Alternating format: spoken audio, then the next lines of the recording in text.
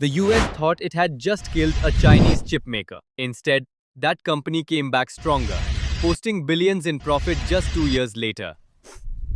In December 2022, when America slammed Cambricon onto its entity list, cutting off access to critical design software and manufacturing tools, most experts wrote the company's obituary. They predicted collapse within months. Boy, were they wrong. That's not survival, that's domination. A 4,300% surge in revenue, hitting 2.88 billion yuan in just the first half of 2025. This is the incredible story of how two brothers turned America's economic warfare into their ultimate competitive weapon. Picture this: you're a top researcher at China's most prestigious science academy, and you've just created chips that can outperform many existing options while using less power. That's exactly where Chen Tianzi found himself. But here's the thing. He realized papers weren't going to solve China's massive chip problem. Two brothers, barely out of academia, were about to defy the world's biggest chip giants. Chen Tianzi made a bold decision that would change everything. He walked away from academic safety, teamed up with his brother Chen Yunji, and founded Cambricon, named after the period when life exploded into countless new forms. Their mission was about to shake the entire industry. Their goal was crystal clear but incredibly ambitious: trigger rapid growth in specialized AI chips by building targeted processors for real-world applications. But these weren't just academic dreamers. The Chen brothers understood that China's reliance on foreign suppliers was like building a house on quicksand. If overseas companies could suddenly cut access, critical systems would crumble during political tensions. This wasn't theoretical paranoia either. Export controls had already started hammering Chinese tech firms. The brothers believed China couldn't build its AI future on chips it didn't control, and they had the research to prove Chinese teams could design world-class processors. Most thought they were crazy to challenge giants like Nvidia and Intel. They had no idea what was coming. Here's where the story gets really interesting. While other companies were trying to force AI capabilities onto existing designs, Cambricon took a completely different approach. When Huawei was expanding beyond telecom and needed serious AI processing power for their Kirin platform, Cambricon stepped up with something revolutionary. Their one chip wasn't just another processor. It was purpose-built for neural networks from the ground up. The result? Incredible performance that could run complex AI models without draining phone batteries or turning devices into pocket heaters. But would the world's most demanding tech company actually trust two unknown brothers? Wait, this gets even crazier. You might think Huawei, being a global leader with impossibly strict standards, would never trust a young startup with no commercial track record. But when they tested Cambricon's chip, something magical happened. The results didn't just meet their standards, they exceeded them. In 2017, Huawei made a game-changing decision, integrating Cambricon's chip into their Kirin 970. This wasn't some small experiment either. This chip shipped in flagship phones reaching millions of users worldwide, delivering features like real-time translation that seemed like science fiction. The success created a domino effect nobody saw coming. Other phone manufacturers started knocking on Cambricon's door. Cloud providers began exploring partnerships. Investors lined up with checkbooks ready. Why? Because Huawei's endorsement was like getting a gold seal from the most demanding engineering team in the industry. Cambricon's valuation skyrocketed past $1 billion overnight. Suddenly, policymakers were including them in national plans for domestic chip capabilities. They had evolved from an academic spin-off into a credible threat to established players. But three massive forces were about to catapult them into the stratosphere. By 2018, everything was aligning perfectly for Cambricon's rise. First, China's Made in China 2025 plan put semiconductors at the very top of national priorities. Leaders finally woke up to the reality that depending on foreign processors was like giving potential enemies the keys to their digital kingdom. The plan unleashed enormous resources into building domestic chip capabilities. Second, AI adoption was exploding everywhere, and traditional processors were choking on AI workloads like a sports car trying to haul a trailer. Companies desperately needed dedicated accelerators. Third, and this was the big one, escalating US-China tensions made foreign chip dependency look incredibly dangerous. Chinese companies suddenly realized American semiconductors could vanish overnight. This completely transformed how investors and customers viewed Cambricon. They weren't just buying chips anymore. They were buying insurance against geopolitical chaos.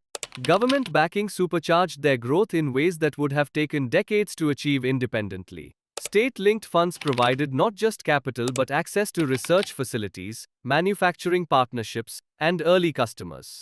State-owned enterprises started deploying Cambricon chips. Universities launched projects with their technology. Each success created momentum for the next breakthrough. Cambricon's messaging evolved too. They weren't just selling processors, they were selling technological independence. Every customer win became a symbol of progress. Most thought this momentum was unstoppable. They were wrong. Then came the moment of truth. Cambricon's IPO on July 20, 2020 delivered stunning market validation that caught everyone off guard. They raised about $369 million with first-day gains that had investors buzzing. Here's what made this so remarkable. Revenues were still modest. The company was losing money, yet demand from institutions was through the roof. Why? Smart money wasn't betting on quarterly earnings. They were betting on Cambricon's role as critical infrastructure for China's AI future. Western media started covering Cambricon like a legitimate challenger to established players. But just when everything seemed perfect, reality was about to deliver two devastating punches. The first blow came from their biggest supporter. Between 2018 and 2019, Huawei suddenly shifted from Cambricon's processors to their own designs. This wasn't a gradual transition. Orders disappeared almost overnight. The business model that depended heavily on Huawei crumbled. Revenue plummeted faster than anyone thought possible. For Cambricon, losing their main customer also meant losing the credibility that helped them win other clients. Staff started panicking. Investors began questioning everything. But that was nothing compared to what came next. Then came the knockout punch. December 2022, the United States added Cambricon to its entity list, cutting off access to essential design tools and advanced manufacturing. This wasn't just another trade restriction. It was surgical economic warfare targeting the core inputs needed to build modern semiconductors. The listing immediately blocked critical design tools from American companies.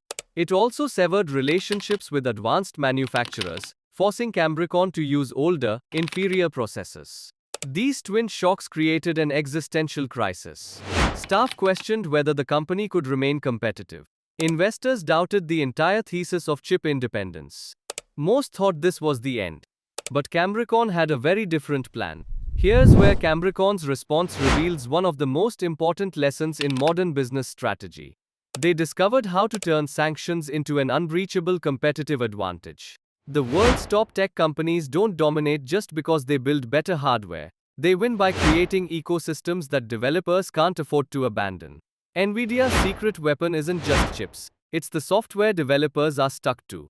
Cambricon copied that playbook for China. Instead of chasing Nvidia's architectures globally, they chose a radically different path. Completely dominate the Chinese market by locking in local developers with a comprehensive domestic software platform.